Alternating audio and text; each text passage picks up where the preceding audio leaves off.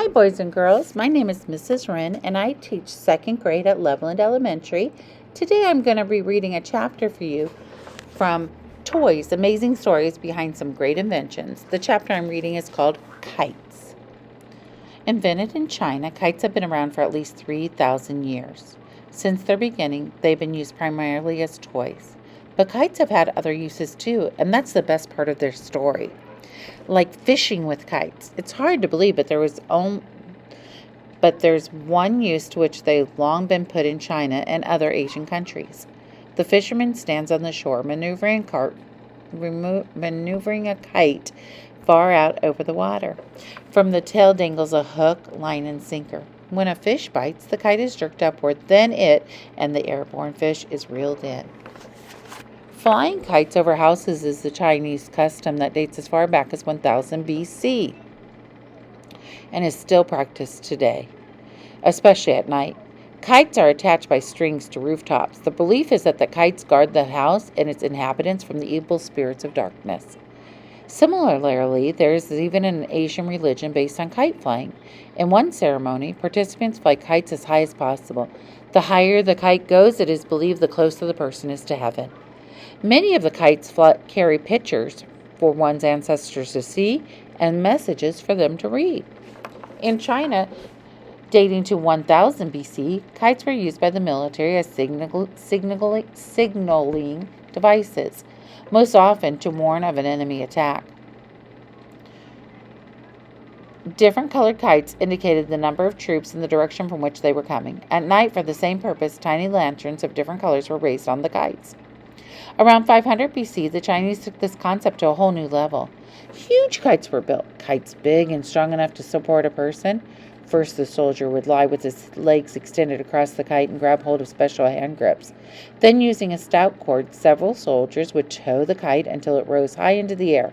Once aloft, the man would have a clear view of the enemy on the ground, and using flag and hand signals, relay information back to their officers.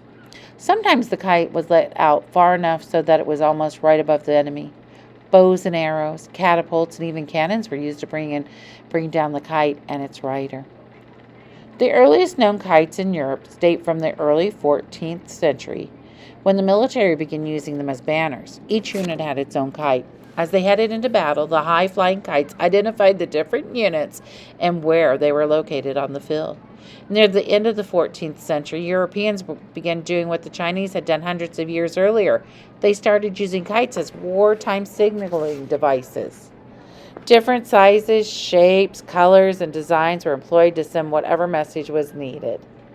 Not until the 20th century, more than 500 years earlier, did the European military employ man-carrying kites. Although the goal was the same, to spy on the enemy territory, the technique utilized by the British in 1904 was much different from the one invented by the Chinese.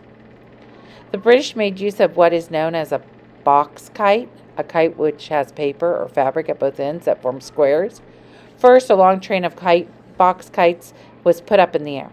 Then another box kite with a man inside was run up a line to whatever height was desired. Using a train of several kites was more stable than a single kite, and it enabled the observer to reach greater heights. Kites were used for military purposes as recently as World War II.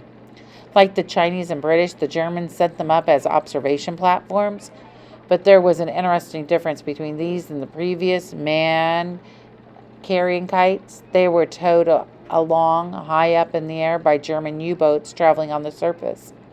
During World War II, the United States had its own use for kites, not for banners, for sending messages, or for carrying lookouts. The United States Army employed kites to give soldiers anti-craft training. Large kites with the silhouettes of airplanes painted on them were set aloft, and the soldiers would then fire at the kites to improve their aim. Americans have put kites to all kinds of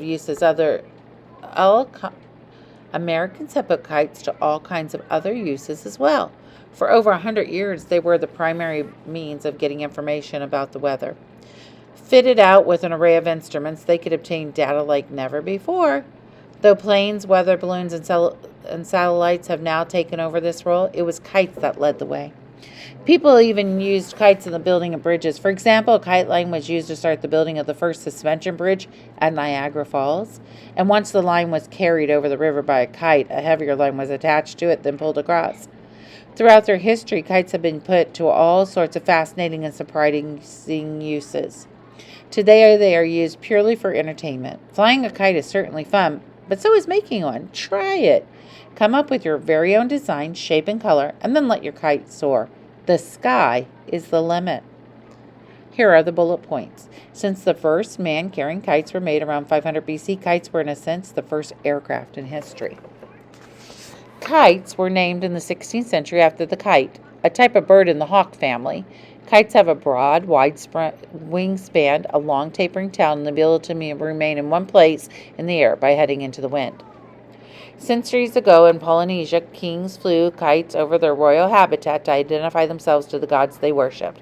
In Hawaii, kites were once used to establish land ownership. A kite would be released, and a claim would be made to the area where it fell.